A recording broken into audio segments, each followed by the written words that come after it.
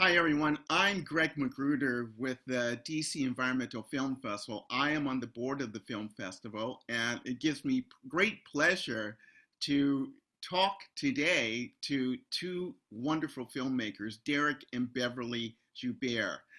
We are talking about their most recent film, Okavango, River of Dreams, which is the winner of the Shared Earth Foundation Award for Advocacy for the festival this year, the 2020 festival.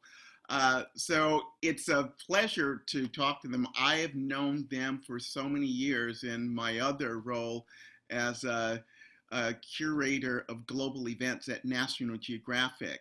And just a little bit about them.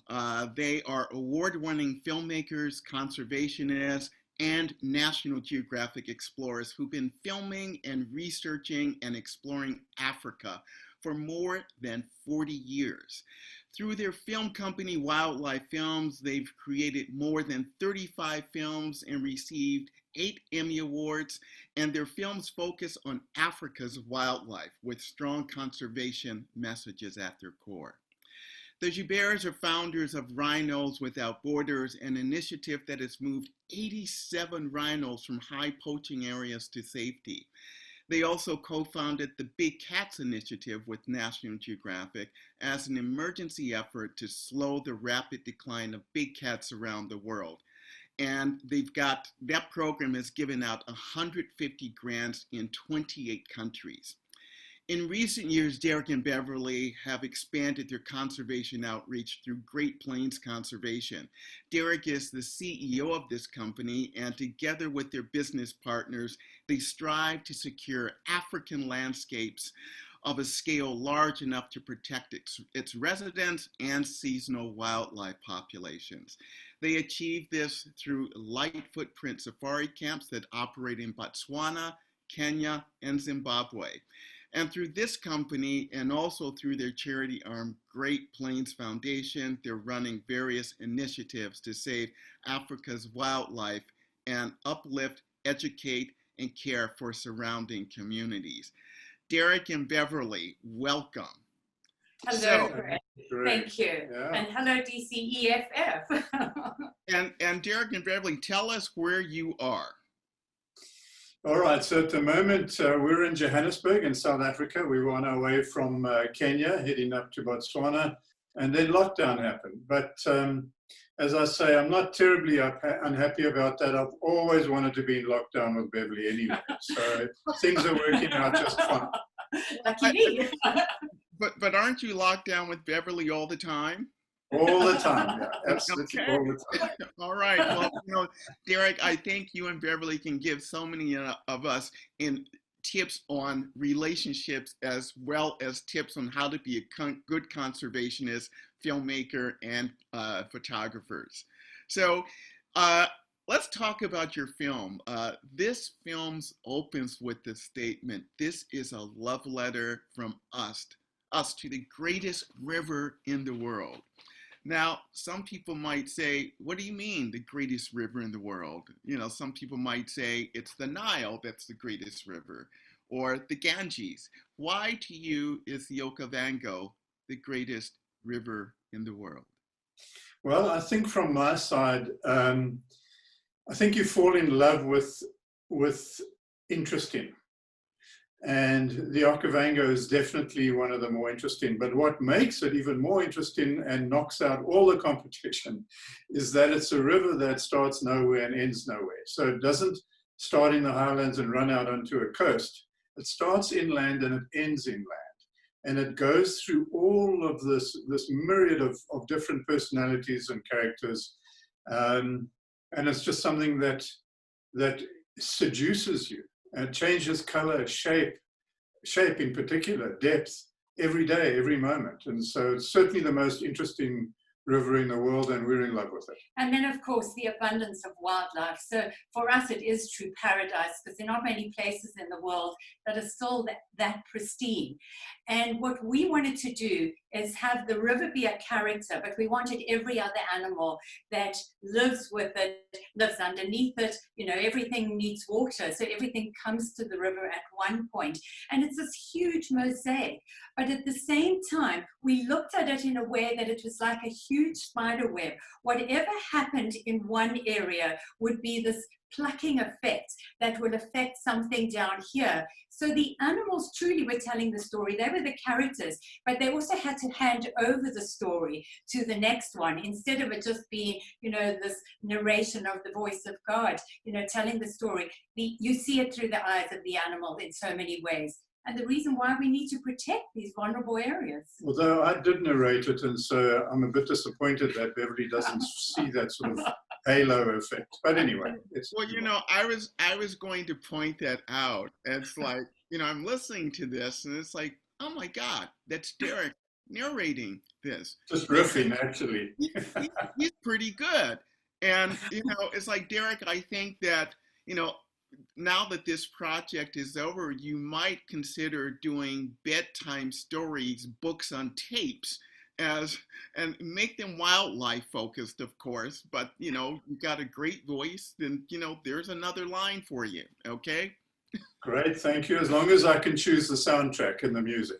Yeah, and we'll talk about that later on. So let's talk about your approach to this story. You've talked about the interconnectedness of all of these creatures here, and you know, in the story you compared it to, you said it was like a spider web, Beverly, but in the story you talked about it being like a finely crafted Stradivarius as well. You pluck the string one place, and then, you know, you're gonna see the effects of it elsewhere. How did you decide where to begin your story? And well, I think I'm sorry, go ahead. No, like most good stories, you begin at the end. So, no, actually, there's a backstory to the story itself, in that when I was writing the script, it was at a fairly dark phase of our lives, which I'm sure we'll get to as well. But I was reading Dante again, and I then said, this journey is very much like Dante's journey, and a little bit of a divine comedy. But so we started in purgatory and then found our way back to paradise, as he did, through the various levels of that journey in his pursuit to find the missing love of his life, Beatrice, I think. And as I was interacting with Beverly and trying to find her again, or the soul of her again. And so in many ways, this film became a very, very personal journey, leaning on Dante's writings, and going through those various levels of purgatory. And that's what struck me as well. You've got these contrasts and that kind of continuing leitmotif of paradise and purgatory throughout. So you started this story with one character, and it was the lioness Fuketsa. And you know, you showed her horrible injury, being gored by the water buffalo, being left for dead by her other members of the pride, and then, you know, voila, you know, she recovers. You know, talk about that story and the parallels between that and your lives. You know, nature is incredible, and we often, you know, have to remind ourselves, keep back and observe. And so it is very hard when you watch something that emotional. I mean, she was slammed into the buffalo impaled her, and of course pounded her to the ground. And so all of that was incredibly tragic to witness. At the same time, when it came to the time where the pride had to leave her, again, it was, my gosh, they really are leaving her for dead. What can we do? And of course, what we can do, because it's nature playing out the game, is have total respect to what's happening and observe and watch. Little did we know that we would have a situation that was quite similar. But her overwhelming drive to survive, little did we know at the time, was that she had had newborn cubs. And so that nurturing aspect in a female lioness is so intense. And as well as many people don't realize that lions have their own antiseptic within their mouths, and that's what she did. Once she had the strength, she started cleansing her wounds until she did recover, and it was a fairly short period because the cubs also needed to be fed, and off she went, you know, and the cubs were going to obviously be part of her healing, so to speak. So it was phenomenal for us to witness. Then, of course, the situation that happened to us, and Dereck will probably go backwards and forwards with the story, but it was also with a Cape buffalo. It's a Cape buffalo, not a water buffalo.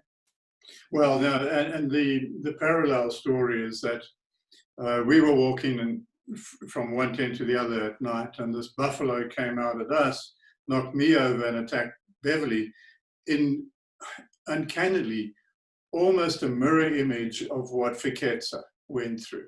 So again, shoulder injury, in Beverly's case, a horn in through under her arm, collapsed her lung, up and right up into, cut her throat and up into her face, shattered 22 bones, or 7 bones. 27 bones, yeah, bro. And basically killed Beverly. The difference is that her pride, me, didn't leave her there, and the filmmakers around there didn't just stand back and observe, because I was the only filmmaker. But I had to struggle to keep Beverly alive and bring her back twice through the night and then twice on the journey out, over an 18-hour period of time. And that it was touch and go.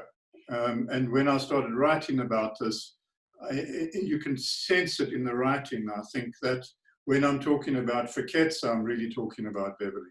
Absolutely. And you know, over that 18-hour period, obviously, I was bleeding out. And I lost about 5 pounds of blood. And through that time, we obviously had to make some very determined ways forward. But there came a time around about midnight that I started realizing that this internal bleeding was way more than I had suspected. And so I was putting my mind into the place of, you know, understanding now, is this going to be my last time with Dereck? Do I say goodbye? And we were opening up those discussions. So I think this definitely put us in our darkest hour, but at the same time, coming through it after 9 months of recovery and rehabilitation, that we have possibly come out stronger than when we went in. I mean, that doesn't mean physically stronger, but definitely mentally stronger and so much more determined to be able to be a voice. Because what you realize through that time, that we only have so much time on this earth. And time is running out for each and every one of us. The planet's time is also running out, as we have seen through this pandemic. And we need to take action. And so a film like Okavango is a celebration, and it really is illuminating what we still have. And do we really want to lose that? And then, of course, taking action in, as you mentioned earlier, the Big Cat Initiative is taking action and looking at how we can protect these creatures, and moving rhinos, also how to protect the rhinos where they've been devastated in one area, but have possibly a safe haven in another. So 2 big lessons for us, and one is not to waste a minute. The minute you've looked down the barrel of a gun, you know that you shouldn't waste another minute. You shouldn't waste your voice. You should speak out, be an advocate for change. And for me, the other lesson, although it was a new lesson, but everybody else knew it, that I realized for the first time that indeed Beverly's blood is blue. And we always knew that she was of royal blood, but there was a lot of it gushing around, but it took me by surprise. I'm a lioness at heart. Yeah. So one aspect about this story, so that animal that injured you had suffered injury itself. Is that true? That is true, yes. And we suspect that it was fighting because it was a bull buffalo, and that it had been fighting with another bull buffalo because it had a wound that was pretty much in the same area as its lung. And of course, you know, when it went through under my armpit, my lung collapsed. Of course, it cracked ribs and then continued up. But this buffalo had the similar injuries. It didn't end up in its face, but you know, it's got this huge boss and a very bony face, but it definitely went in and it collapsed its lung. And what's important about that really is that, to backtrack a little, when this actually hit us, Beverly was impaled and the buffalo ran off into the dark with her impaled on the horns. And I ran after the buffalo and cut across a curve that it was taking. And I, at some point, had a moment, I leapt up and I kicked the buffalo with everything I had. I didn't know it was dark, but I kicked the buffalo on that wound and it split open. Had I just kicked it, you know, 2 feet further down its body, I don't think it would even noticed. I mean, it's a 1.5 ton buffalo. So I kicked it by chance on this wound, and because of that, he threw Beverly off. And so had it been a totally healthy buffalo, I think the story would have ended with in a different way. Okay. And that wound in that buffalo led to its own death, correct? Is that? Yes. Yeah. Correct. Yeah. Funny enough, when we were in hospital and Beverly was barely conscious, we spoke to the president of Botswana, and he said, "Well, we should dispatch the buffalo." And she kind of fluttered her eyes open and said, "It wasn't the buffalo's fault. Don't kill the buffalo." So, but it died. Okay. So in creating this film, you kind of created this wonderful team of experts. Can you talk about some of those people who helped you create this masterpiece? Let's talk about the crocodile guy. Okay. Ah, yes. Okay. So we had a few crocodile guys, you know, we call them disposable crocodile guys, actually. No, we had a whole team around the crocodile scene. So we had Taylor, we had Grant, we had Sven, and Sven was the crocodile expert. And so he was the one that would dive down first, identify a crocodile, have a look at its demeanor, and then tell the rest of the crew that they could come in or not. And it was those moments when he would say, "No, not this one," where it was interesting, because the water was just turning. It wasn't as cold as it should have been, and these are reptiles. And so the crocodiles were quite active. So active, in fact, that we put down 20-some cameras and remote cameras, and the crocodiles smartly figured out where the cameras were and then lay on top of them and waited for the crew to come and get them again. So we lost quite a few cameras. But there were some hairy moments down there. But the secret is you have to do it in winter time, and the water has to be cold. Mm-hmm. It's just that this winter, it wasn't as cold as we wanted it to be, you know, to be perfectly safe. But after going through our accidents, we didn't want anybody else in the crew, you know, to have a problem. So on a normal day we wouldn't mind, but because of this we So Sven had his hands full in keeping the cameraman safe and protected. And it's, you know, one would say, why didn't we put a remote camera, you know, swimming within it? But the disturbance is too great. And so what the cameraman would do is be very quiet and lie there and wait and then capture those images. But it was also important where they did it. They couldn't do it in murky water. They had to be where there was a white sandy bottom so that everybody could see where they were going. And they couldn't do it when the catfish were running, because when the catfish are running, it's a little bit like in the ocean with the sardine run, you know, when the sharks are just going into the area. So having a crocodile expert that had studied them for so long, that really helped in keeping everyone safe. And the catfish run and the busyness of that is a bit like trying to cross a street in New York in 2019. And so what was that term for a group of catfish? A murder of catfish? Is that, I never heard of that before. No, it's crazy. Yeah, absolutely Yeah. crazy. But back to Sven, he did his PhD on crocodiles, and so everybody was in good hands. Yeah. So what was that sign that Sven used to indicate that a crocodile that might be dangerous? Was that, yes? Yeah, exactly. Is that And then he would move it faster if it meant get out of here now. is that a universal sign among crocodile experts, or was that I suspect so. It can't be good one way or the other. It's a little bit like a shock. Yeah, so I thought those underwater scenes were remarkable, and just the character that you gave to those group of catfish. And again, there were so many moments like, what the heck?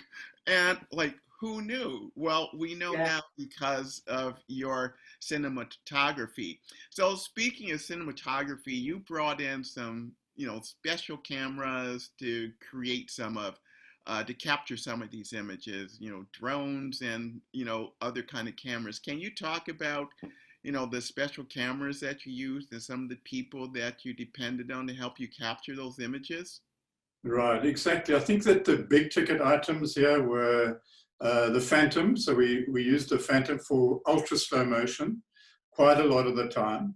And then we used a heli gimbal or Cineflex shot over. We actually used the shot over, which is usually strapped to a helicopter, strapped onto the vehicle with a team out of Montana, Casey Anderson and his crew that he brought out all the way from the States. And what we really wanted to do, Greg, was keep the camera moving, even slowly, just a slight movement on everything, almost to replicate that slight movement of the river as it was moving everywhere, all the time. We wanted to create the impression that there is no permanence here. So a droplet that falls down into the river in northern Angola ends up in the middle of the desert in Makadikadi. It's always on the move. Everything's always on the move. The migration comes in, the elephants come in, the carmine beetles float around and move away. It's a transient place, even though you fly over it on a regular basis and you see the river there, but the river's character is changing by the second. And so we wanted that to be reflected in the way that we shot this. Movement-wise, continuing the theme of camera attrition, I was hanging onto the Phantom, which is a very, very expensive $100,000 plus camera, and I asked Beverly to drive. We were driving along next to carmine bee eaters for a wonderful scene in the film, and Beverly drove into a giant warthog hole, and of course flipped me almost out of the vehicle, out of the side, and smashed the camera. So that was camera number 22, I think it was. But so we lost quite a lot of gear. But it's, those are the things that happen on a production of this scale. Yeah, but I have to say we got a magical shot. And of course we got excellent behind the scenes of Dereck's camera going black. But talking about, the movement, and Dereck mentioned earlier that this is a river that ends off in the desert. We then took the shot over in a helicopter to the Makadikadi salt pans with Nel Boshoff. And he also comes from Montana, doesn't he? And we did 36 hours of aerials whilst the zebra had left the Okavango and they had followed the water all the way to this desert. And the reason why they go there, so we've all discovered, because it's incredibly harsh. There are no trees, no shade for them, and very little grass. And the grass that they're eating has an intense spike on it. And then, of course, as you bite into it, it's got salt on it. But they rush there to go and get the minerals out of the rainwater pans that all land in the Makadikadi salt pans. And but 36 hours observing, and that's really where we do part 3, which is just showing this intense harshness. And I think it's actually not bad for all of us to know that we do go through pain and hardship, but we always can come out of it if we have the right attitude and we look for solutions to create a positive world for all of ourselves. And that's what the animals and the environment is doing all the time. It's going through the state of change.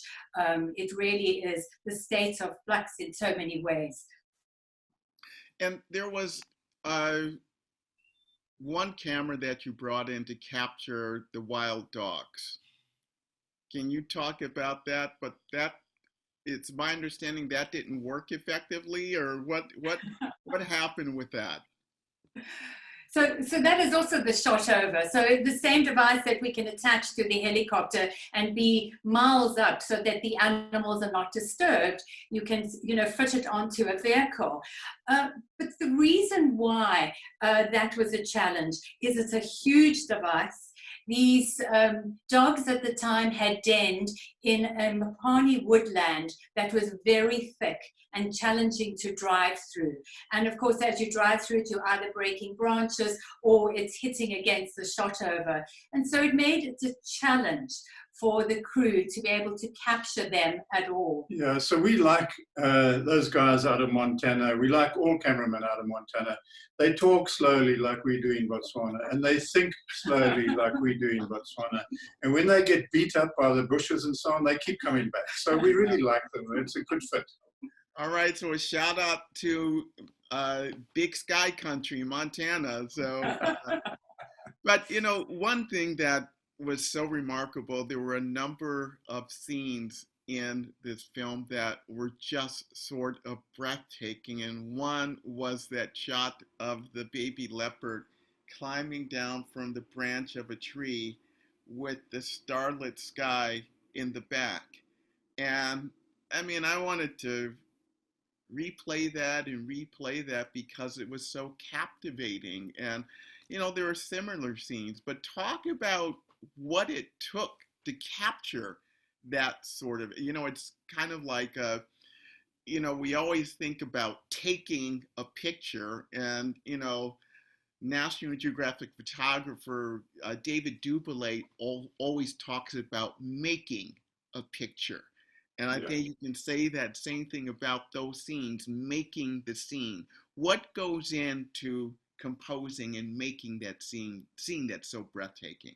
Right, yeah, so quite a lot actually. And it starts with sitting together before we even start a production and saying, what's going to make this stand out? What are the themes within each scene that we want to use as a consistency? So for example, this is a film about the river.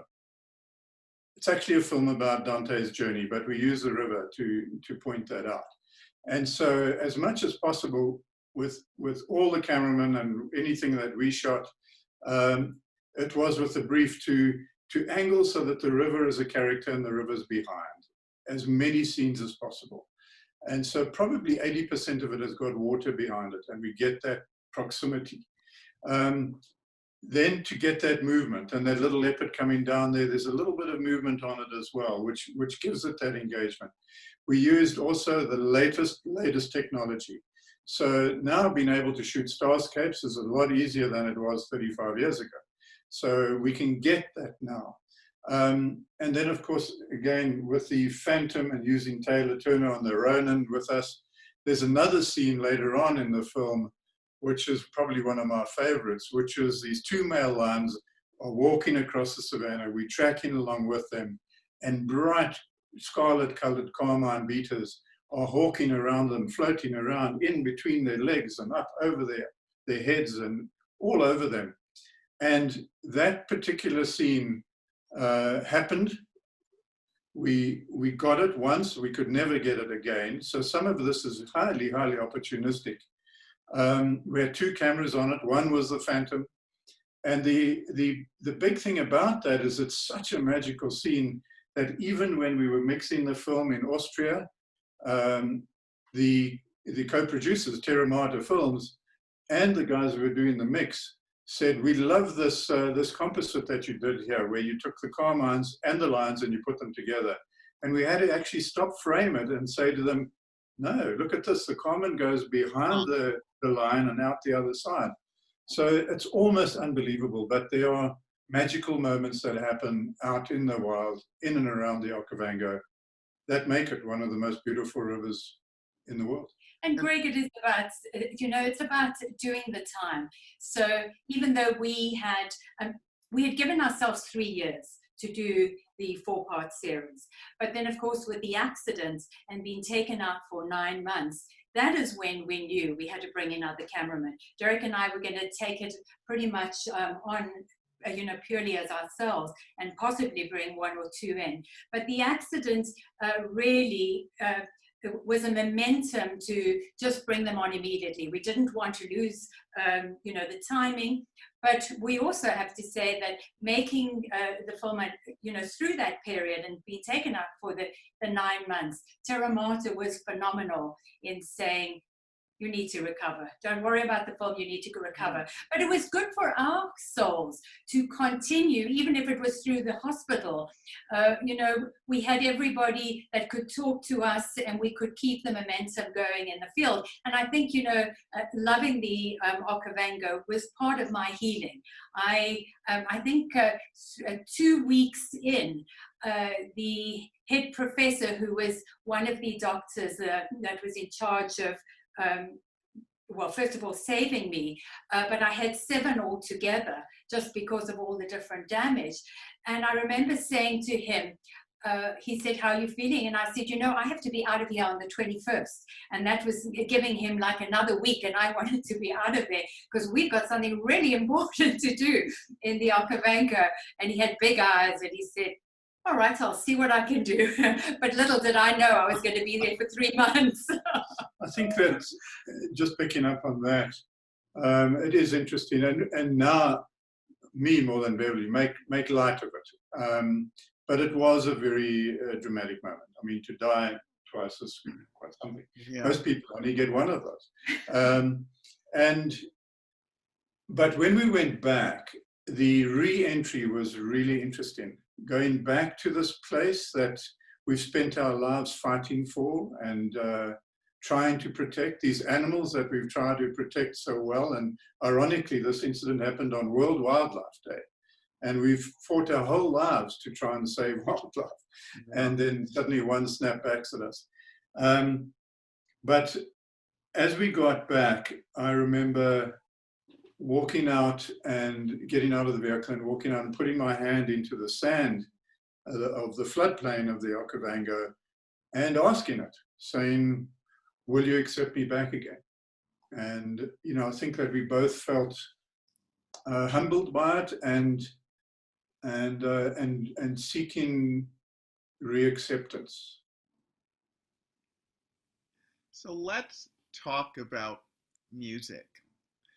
So yeah.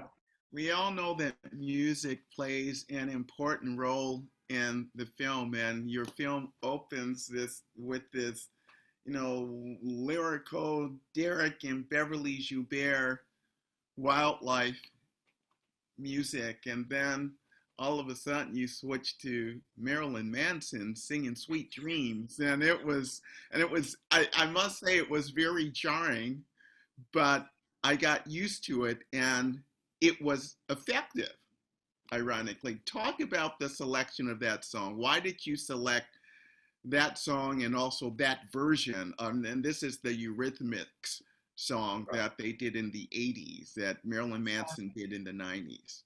Yeah. So you're quite right. The observation is spot on, Greg. So we start off beautifully, lyrically, violins, cellos, just painting the picture of this spectacular place. and then segue into the very, very gritty Marilyn Manson cover of Sweet Dreams. But the words just before we go into the Sweet Dream section are critical for that segue, because it sets up the tone for the entire film. And basically what it says is that somebody's paradise is somebody else's purgatory, and somebody wants to take advantage of you all the time. And so the words within the song are, you know, somebody wants to take advantage of you, basically, and somebody wants to use you, somebody wants to be used by you. And so that lyrical playoff against the formal narration worked for us. But had it been the Annie Lennox Eurythmic version of that, it would have been too soft. It would have been, okay, a catchy tune. The Marilyn Manson version of it really punched up the grittiness of it, because this place is harsh and it's gritty, and it'll turn on you, as it did on Beverly, in a heartbeat. And we wanted to get that grubbiness into it that Marilyn Manson brings to the table. It's a distressed feeling, and obviously the distressed side of what is happening on a daily basis. There might be something wonderful, you know, that you're watching over here with a newborn, and there's something rather tragic happening on the opposite side. And you know that newborn's also going to be equally as vulnerable because a leopard is eyeing it from the top of the tree. So it gives you that incredible intensity and that feeling of, my gosh, I'm waiting in suspense. But yet, at the same time, we have to accept the whole of what this place is. And so I believe that the music was allowing us to do that. Right, so exactly that. So what that piece of music does, actually, and we've spent hours and hours deconstructing it, and it is brilliant. And I'm not a big Marilyn Manson fan generally, but what the brilliance of it is that it shouts at times a harshness over a really well-known and soft lyrical piece of music. And so it turns the harshness into acceptability. Yeah. And the thing that Beverly's talking about, a lion jumping on a buffalo and killing it, is harsh, but there's a purity in it as well, and there's an acceptability in it. And so the intellectual tone of that piece of music runs through scene after scene after scene within the film. Yeah, so I thought it was very effective in the end, and I encourage everybody to take a look at the video that came out with that song, because as we were discussing earlier, someone judged this video as being the scariest video of all times, but that video was, you know, visually harsh. The song is harsh, but there's some beauty underlying that as well, which, you know, I think dovetails wonderfully with this film. So you say, Dereck and Beverly, that the worst part of creating a film is finishing it. That's true. So, you know, and I mean, I'm a little bit surprised by that, and you know, because, you know, finishing is always the goal. But why do you say that? And was it particularly true with this film? It's true on every film. We've never done a film that we didn't want to continue doing for another year or two. Yeah. And we start off, and you pointed it out, Greg, this film, as on all of our films really, but this film in particular, because of the journey, is a love letter. And you never want to fall out of love. You never want to end the love. And we fall in love with every one of our films. This one probably being the most relevant and important to us. And so you want to extend that. And for us, there are characters that we came to know and love in this film that are still out there doing the things that they do, and we're not there anymore. And that's heartbreaking. You know, we want to carry on those stories. And for me, the worst part of a film is handing it in. So and you know, adding to that, it's really leaving the place that we're representing, and we're now being the ambassadors through the film, and of course all the characters are now an ambassador for the place. But it's that journey, you know, we don't want to rush through the journey, and we soak in that journey, the atmospheric, the emotional, whatever's going on, and so we are part of the place through that time. So for us to finish a film, we know we have to uproot, and we have to leave the place that we've fallen in love with. Obviously, we can go back, but, you know, then you're in a concrete jungle and you're editing and then, of course, traveling the film around the world. But with this film, interestingly, more than any other film, the edit phase was remarkably healing, because it's a time that we were now healing. We had gone through the accidents and we needed to, you know, just be. And so it transported us in so many ways back there, which not, you know, that doesn't happen with all the films. Often we want to rush through the edit phase and get back there, whereas this film allowed us to be on a virtual trip, you know, in the Okavango. I also think that not enough can be said about the companionship that you build around a film. The crew, the editors, the people that you come into, the researchers, the crocodile man, things like that. And then at the end, everybody goes away, and that's sometimes difficult. You know, when we were editing here, we were working with a very talented editor, Jolene, and in that edit phase, we looked at every scene, every cut, analyzed it for our original mission, which is to get movement and the river and the stories around that, to tell the story of Dante, why it should be Dante's journey. And we dug deep, and we had deep intellectual conversations around every shot. And then it's over. And you kind of go, was that it? So yeah, I think that the end is always glorifying, but also sad. So I am glad that we got to have a deep intellectual conversation here with the both of you. And it's been a joy talking to you as always. And I want to thank you for helping us all learn more about this wonderful bit of paradise and learn more about what we might do to protect this wonderful bit of paradise. So thank you so much, Dereck and Beverly. Thank you very much, Greg. Appreciate it. And regards to everyone, and I hope it's a great festival. I would just say as well, Greg, that the paradise is everywhere. And like Dante and like our own journey, you have to find it, you have to work at it, and then you have to protect it. And so it's not always just a point on the globe. It's something that we all have to fight for.